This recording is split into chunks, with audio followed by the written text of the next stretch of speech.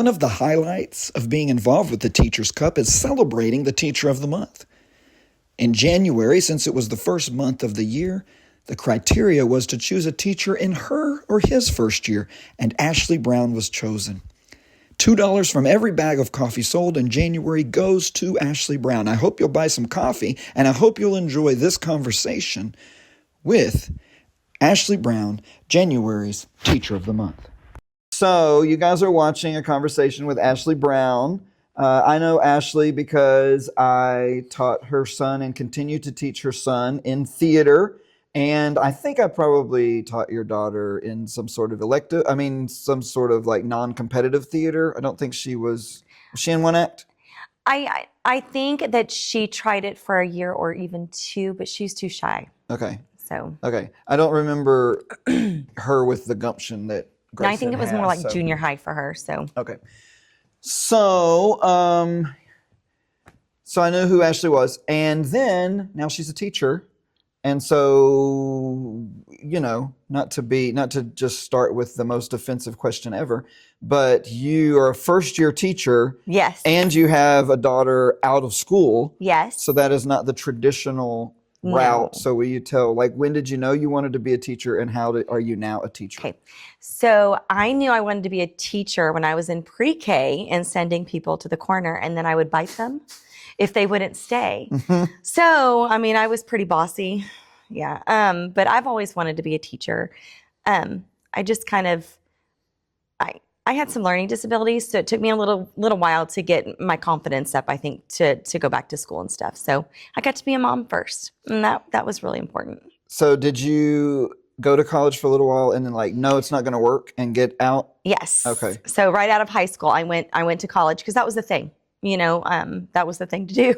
And so I went straight into college, and I danced and went to be a teacher and to have a dance major. And I just, I don't think that I was academically mature enough. Let me just say that, for school. So I kind of stopped and got married and had Brianna, and, How old is Brianna? Brianna's 21 now. So you went to college to be a teacher, and then now you're finished, but that may have taken, 3-4 years? How long did it take this last time? This last time it was about 3 years to finish. So your break was 17 years. 17 years. Now, it didn't have to take the 3 years that it took this last time, but I again, to build confidence, I started with just one class, and then two classes. Gotcha. And then, wow. And then I realized, okay, I can do this. And then I pushed myself to get straight A's with everything. Wow. And so it was great. And I loved it, actually. What school did you go to? SFA? Or what school did you go through to? So when I first graduated, I went to Kilgore. And then when I went back recently, I did the program through Panola that went with UT. Okay. And then finished at UT. So did any of the work you did at Kilgore transfer? Or did you have to start all the way over? The basics did transfer, but the teaching program was called TECA or something way back when. So it completely changed. It's ancient. It was too old. Yeah. Okay. So. Thank you, school board, for meeting with me. I have been tasked with giving you the two options for next year, for the school year. The teachers have met, and we came up with two proposals. We think they're both strong. We hope that you are, easily swayed to vote for either one of them. We think they're strong. The first proposal we have is, we've been thinking about, what if all of the high school teachers at Gary High School got their master's degree and started doing dual credit there at Gary? We didn't have to go through Panola. Every teacher could teach both college and high school. As a matter of fact, Gary High School would pretty much replace Panola, perhaps, as the junior college here in Panola County. And everyone who graduated, they would have their Gary High School diploma, and they would have their associate's degree. That's the first idea. The second idea wasn't quite as popular among the teachers, but one or two of them wanted me to bring this up. It was maybe transform Gary into just a theater school. Just like theater all day, like theater, like K through 12. Theater could start, it could, and the only difference was with the second idea, everyone was going to get a bag of coffee. So did you have that, like you feel like because you were older, have the ability to sift through? Absolutely. I feel like that being a mom and being on the other side of it, you know, handling the homework and that even just handling the things with Brianna and Grayson through life, like their life crisis and stuff. It has definitely given me so much more experience to be able to help other families going through it and my students going through it. And I had learning disabilities, and then Bree had some not really learning disabilities, just some learning issues, you know. And that has definitely helped a lot to be able to help others and recognize it and know through experience what I need to do and what they need, you know. And so absolutely it's helped. Is that an issue even, because you teach kindergarten, is that an issue that young? Are they still all over the place in their ability to learn at 5? Or are they all just like blank canvases with? They're sponges. Really? Yeah. It is, okay, so here's the deal. I didn't really want kindergarten. When I went into college to teach, I wanted like first, second grade and older, okay? Because I thought kindergarten would be too hard. I thought it was going to be a lot of the baby stuff, you know, a lot of wiping their noses and doing this. Yeah. But it's not. They are phenomenal. I love it. I love it. Kindergarten is that stage that you are building their foundation with them. And I wanted to be a teacher, of course, to be able to reach them and to be able to give them a positive growth mindset, you know, education background or foundation. And I get to do that with kindergarten because it is a blank slate. You're going in and it's so important because they learn so much in kindergarten that has to be built upon. That if they don't have that foundation, that structure that's firm and strong, building upon it is going to be too hard for them, and they're going to have issues. And so I get to do that. Yeah. I get to go in there and I get to not only teach them, but steer them in a way that's positive and have them love it. Yeah. Yeah. And not only them, but also their parents, because I get to build those relationships with not only the students, but the families too. Yeah. And a lot of them, they've not had kids go through school yet. So this is, you know, a lot of babies that are, they're the oldest in their families. And so I'm like their first experience with public school. Wow. I love it. And that's exciting to me. How many students do you have? I have 22. Okay. And you're with them most of the day, right? They're not changing classes at that age? No, it's inclusions. I have them for all of. They go to PE, lunch, and what else? And music. And then the rest is you. It's me. Yeah, that is amazing, because I feel like, I don't know if there's many people on the planet who could teach K through 12. I feel like there's these different, you know, we typically just say elementary, middle school, and high school, but even then, there are some people who are even more narrow than that. And I feel like I'm at the higher end. Like, I've taught college and liked it a lot. And this year I have a 5th and 6th grade theater class. That's the youngest I've ever taught. But one day in my life, I substituted kindergarten when I was between jobs. And I was like, they never go away.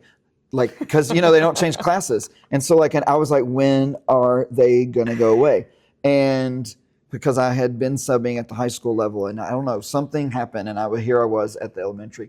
And so, like, by the time they went to lunch, I didn't even eat. I just laid my head. I was so exhausted. I just laid my head I took a little nap. Then they did come at the end. They left a little early because they had to go line up for the buses or line up. So instead of going all the way to the bell, they left maybe 10 minutes early and had to go to their stations, which was different because in high school you go to the bell. So they knew that. It was in the sub notes of like, hey, at this time, you know, shut it down and tell the car riders to color and the bike, whatever. They were doing some things. And during that free time, they started bringing me pictures they'd colored for me saying, "Dear substitute, we love you." And I was like, this is how people do it. They get sucked in. Yes. Or but I never subbed it again. I didn't want to Kindergarten Cop would be like an appropriate movie for me, like just what are you doing? How are you? They would run me. Hi, I'm Little Bean. Hi, I'm also Little Bean. Where are you going? Aw, Why are you going to Really gross. It's stupid. Why don't you try getting into the teacher's cup? okay. Ah. I'm so depressed now. You're so boring. Get out of here. Goodbye forever. Well, I want to go to the teacher's cup. So what grade did you want to do? I wanted to, first grade was my first choice. Okay, And then, so you were right there anyway. but in that time that I was a stay-at-home mom or whatever, I did work for Gary and, was a sub and an aide and did all the things. So I got to have the experience with pre-K all the way through 12th grade. Okay, wow. And I'm going to be honest with you, I could find the joy and love in teaching any grade. Yeah. I mean, I would love any grade because let's just face it. I mean, kids are amazing. They can be annoying, but kids are amazing at every stage. And so just being able to see those light bulbs come on at every single stage, it's exciting to me. Yeah. But being with the kindergartners, I don't know, there's just something about it. What other grade is going to match my energy? Yeah. I mean, and people think, well, you're just playing with them all day, but you're not. You're not. You're Right. working with them. And the awesome thing about kindergartners is they want to learn. Yeah. They want to learn. That's I'm sad that people say that you're just playing with them, because even if you think about high school, 10 years removed or 20 years removed from high school, and you're going to say, who is your favorite teacher? They're going to name their coaches. They're going to name their band directors. They're going to name their theater teachers, who are just playing with them under that same incorrect, label. Right. You're just playing with them. But you're not just teaching basketball. You're teaching like how to accomplish a goal and how to work together as a team. And when you're doing theater, you're teaching empathy and care and compassion and putting yourself in other people's shoes. I had someone do some work for me, some construction work for me. And when they were done, we were walking through, and it was awful. And I told Mandy, I said, this person didn't take their theater class seriously. And she was like, what do you mean? And I said, they never put themselves in our shoes.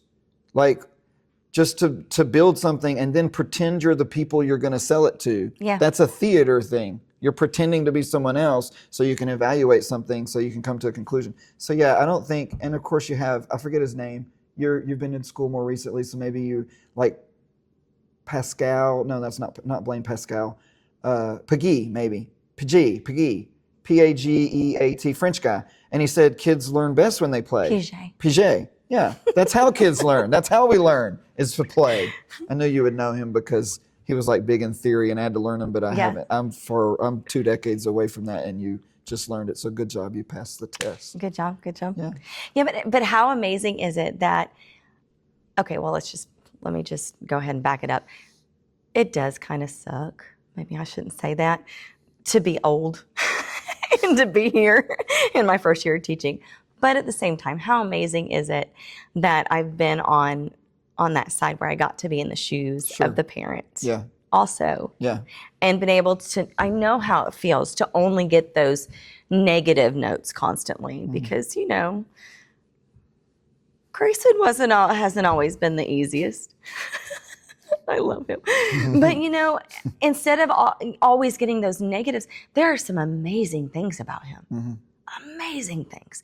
So it's nice to be able to know how it feels on that side and to be able to say, hey, you know what? So-and-so, he did this today. How awesome is that? Not only just the negatives, but the positives. Yeah. And so I get to do that because I know how it feels on both sides. So, as you may know, the Teacher's Cup is it's like exploding, it's growing. And so we wanted to try something new. We reached out to some celebrities who may have tried the Teacher's Cup, and we got them to come here. So here are our celebrity endorsements. Mama always said, life is like a bag of coffee. And in our house in Greenbow, Alabama, We drank the teacher's cup.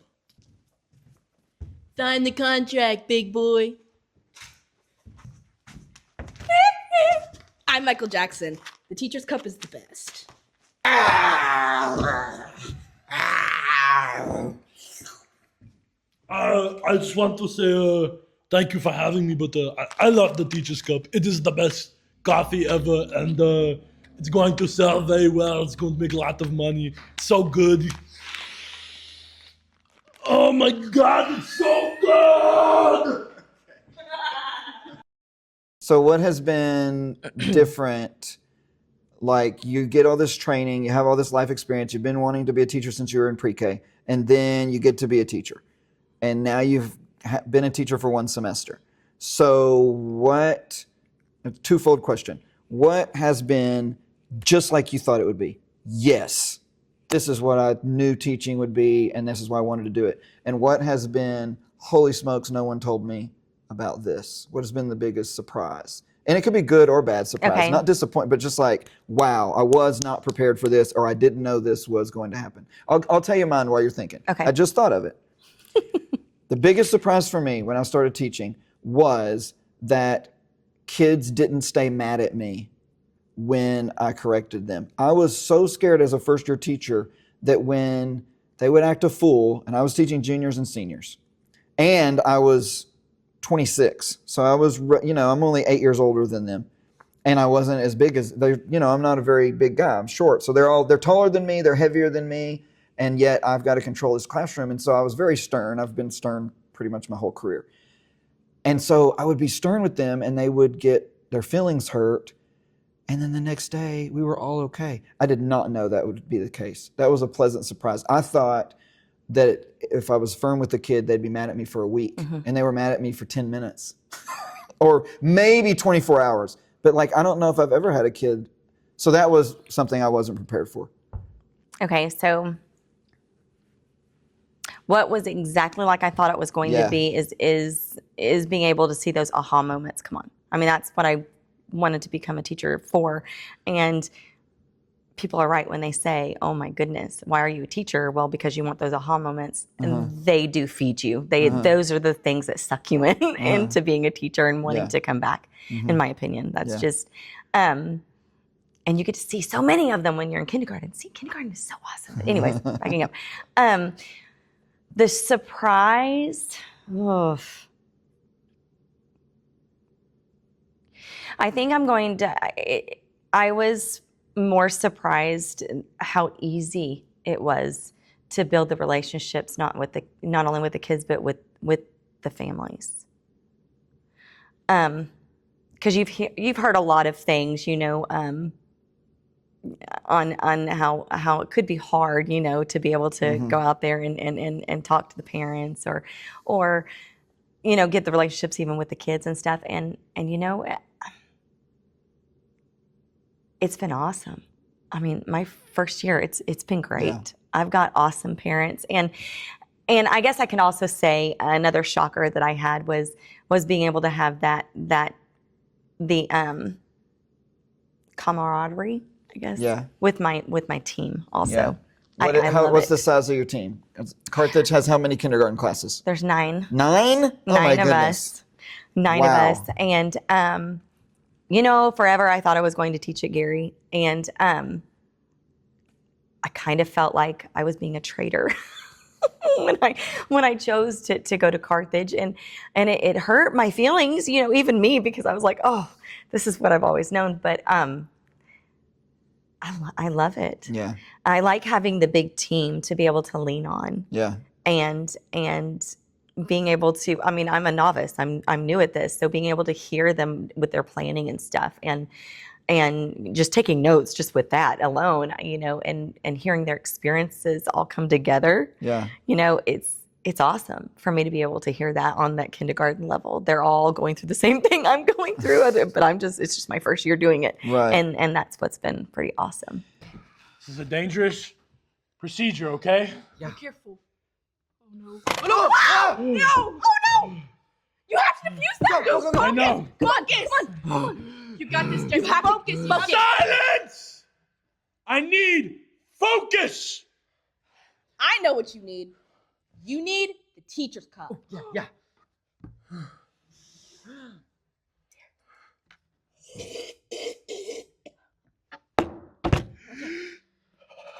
Come on, you got this.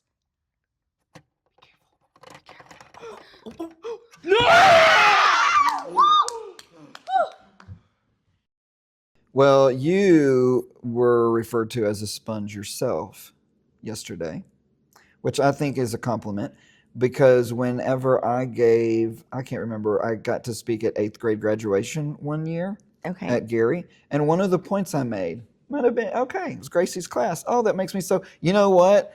Besides light bulb moments, which are awesome, is they remember moments. That makes me so happy. When you say something in class and then like later, well, for example, one of my former students from Sharina, which predates Gary, said the sweetest thing to me the other day. She said, she's got like 5 kids. She said, "You've never met any of my kids, but I teach them the same lessons that you taught in our class, like the life lessons." Aw. And she was saying, like, they know you because I have stolen your, and I was like, that's incredible. That makes me so happy. So anyway, those of you who can't see behind the camera, Gracie Johnson's filming, and she remembered this example, and she raised her hand, and that makes me so happy. So I talked about being a sponge is this, like, you seemingly appropriate and is appropriate to talk about kids, like, oh, he's just a sponge, oh, he just eats everything up. And then kindergarten, and at some point in our lives, it's no longer a compliment or it's not used. But if you're a teacher, you should be a learner, and if you're a good learner, you should be a sponge. And so yesterday I was talking to Alan Cook, and that's what he said about you. He said she's just eating it up, she's just soaking it up, and he was so happy to have you on the Carthage campus. What kind of person are you if you can't be teachable? Yeah, At all times, at any Yeah. age, though. Like, to me, that's so important yeah, to have strength, and that positive growth mindset is to be teachable. yeah. Yeah, I think so too. I think about, I don't know if this works every time, but I think about how to be good at something, you have to be good at the opposite of that thing. And what I mean by that, they're not really opposites, but like if you're going to be a good teacher, you have to be a good student. If you're going to be a good leader, you have to be able to be a good follower. You can't say they're a good leader, but they're a terrible follower. Well, really? They would be a much better leader if they were a good follower too. You know, these things, like the opposite side of the coin, really you should be strong at both. And I really feel like I'm a better learner than I am a teacher. I love to learn. I try to constantly be learning. And then it makes me a better teacher, but I don't know if I can be a better teacher than I am a learner because I'm teaching what I learn. You know what I mean? So it makes me sad when I see teachers that that's something I've learned is to set a timer to manage my time. So we're going to wrap up here in a minute. But it makes me sad to see sometimes that teachers feel like, well, I know everything, I've done it long enough, and you know, you don't need to tell me anything. I don't need to learn anything. I've got it under control. So I'm going to let you have the last word, but I do want to tell you that whenever, Shannon Abernathy was the December Teacher of the Month. And then whenever I asked for nominations for January, and I gave the criteria of I wanted a first-year teacher, and I didn't do that because January is the first month, but I do think it's kind of cool that it ended up new year, new month, first-year teacher. I got about 10 nominations. You submitted 2 of them for other people. I don't know if you remember that, but you submitted. So now there's 8 left, and of those 8, 4 were you. So it was overwhelming. If you get 10 nominations and 4 are one person and 2 are from that person, then it was a no-brainer that you should be the Teacher of the Month. And so I want you to conclude. You can say anything else you want. You can also ask me a question if you want. But I wanted to leave with at least say, like, what would you, if you could go back in time and talk to yourself, or if you want to go fast forward, it's August and there's a new kindergarten teacher. Like, what would you either say to yourself starting, what advice, or what would you say later to someone starting? And then anything else you want to say about teaching or students or school, and anything you want to ask me, and then we'll conclude. Okay. So what I would say to myself or to another first-year teacher is, it's okay to not be perfect. it's okay to not have it all together, because like the first month or two, I think I run myself ragged and just really was down on myself because I thought that, like in school, you get those straight A's and everything has to be just so, and it has to be. That is not how it is, especially not in kindergarten. You have to kind of go with it, and that's okay. Like, it's okay to not have everything perfect, you know, and I think that's really important for any first year teacher. It's okay. Take a breath. Yeah. Take a breath. Yeah. That is so good. And you know how happy that makes me? Because I asked Shannon Abernathy, what advice would you give a first year teacher? And it was, take a breath. It was like identical. It's like, that seems to be the best advice. Just breathe. It's going to be okay. So I'm glad that you've already realized that. Yeah. Okay.